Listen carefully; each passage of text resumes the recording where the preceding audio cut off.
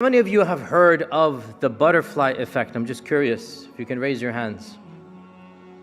I would say like 10-15% of the audience has raised its hands.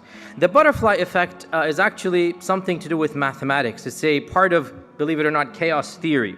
And what it tells us is that small causes can have large effects.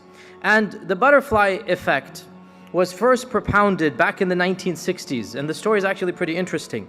When computers were first introduced to attempt to predict weather changes based on initial data conditions, one of the programmers who was testing out a model forgot to add a 0.0001 value to one of the initial inputs about whether it was a barometer pressure or something. He made a mistake at the 5th digit level, and he allowed the computer to churn out predictions for the next few weeks.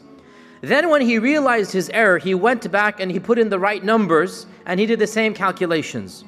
And he was shocked to see the difference at a 5th degree decimal was so markedly different that he said this couldn't be possible. There must be something wrong. So he went back and he did both of the experiments, and he realized that no, there is nothing wrong. In fact, if you begin with a change of literally 0.0001, then the impact over the next few weeks will be so different that you're going to come to two totally radically different scenarios.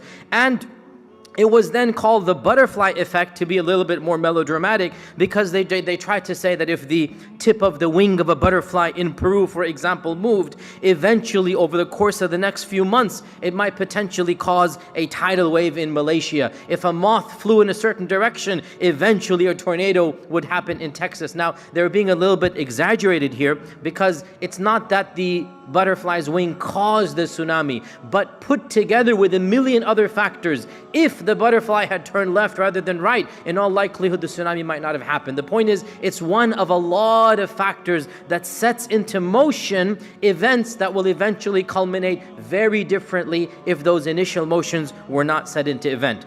Why am I beginning an Islamic lecture with something of chaos theory and mathematics? Well, because we as Muslims, we actually have no problems affirming this concept as long as we add the caveat that with the permission of Allah, these changes can occur. And the notion of the butterfly effect, the concept of it, is actually something that gives us hope in this very chaotic world.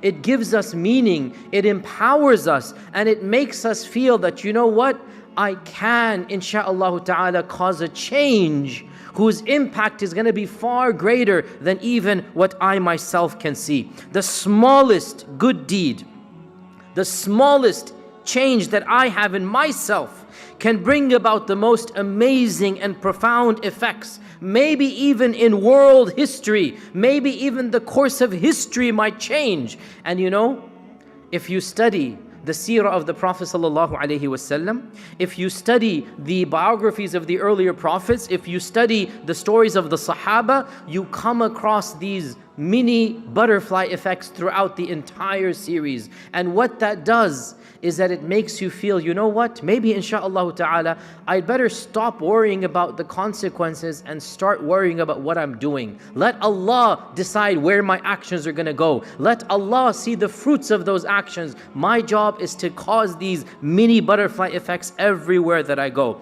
And there are so many beautiful stories that I can share with you from the seerah, from the time of the prophets, from the stories of the Sahaba. I'll just mention 2 or 3 to give you some examples here. The point, of course, of this whole lecture is very simple. Never ever trivialize any good that you can do. Never ever concern yourself with the impact of a good deed, because one good deed could literally change the course of history. I'll give you, as I said, 2 or 3 examples. One of the simplest examples is the story of Moses and Pharaoh. The story of Musa and Fir'aun. If you remember the story, Musa was being raised in the palace of the Pharaoh, and eventually when he punched the Egyptian and the viziers turned against him, Pharaoh turned against him, so Musa flees for his life. Musa flees for his life. He runs away from Egypt, and he has no food, no money, just the clothes on his back, and he flees to the valley of Midian, the valley of Madian in the Quran. And he himself is a refugee. He himself doesn't even know where he's gonna go. And imagine the fear, the panic, the uncertainty that Musa has.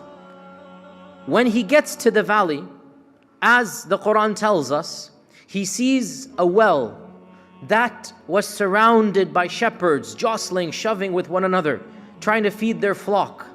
And as the Quran tells us, there were two ladies with their flock away from the crowd.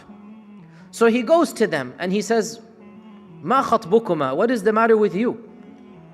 قالتا, they said, "We cannot feed our sheep until the rest of these men leave. And by that time, there's hardly going to be any water left. And don't blame us. We don't have any money to hire a servant, and our father is very elderly." Musa, as we know, volunteered to help them out. Here is where one of those micro butterfly effects is taking place. Musa himself is a refugee. Musa himself has no money to give them. He can't donate anything for them, but he donates the one thing that he does have, and that is the sweat of his brow. He's physically strong. So he volunteers to take the flock, and he gives the sheep water. He hands the sheep back to the ladies, and then, like the Quran says, he walks away from them. No need to chit-chat, no need to do anything more. Keep it dignified and decent. He walks away from them, and he sits under a tree. And he makes that beautiful Quranic dua that I hope all of you memorize and make regularly. قَالَ رَبِّي إِنِّي لِمَا أَنزَلْتَ إِلَيَّ مِنْ خَيْرٍ فَقِيرٍ. He said, "Oh my Lord, I am a beggar to any good that you can give me. I'm a faqir, I'm a beggar. Any good you can give me, I would love it." What happens? Musa alayhi salam did one act of charity.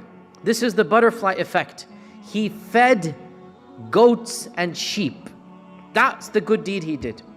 Or you can say he helped out two ladies that needed to be helped. But how was the help? To feed goats and sheep. What was the impact of that good deed? What happened? Subhanallah. Within a few hours, one of them comes back. She's embarrassed, she's shy.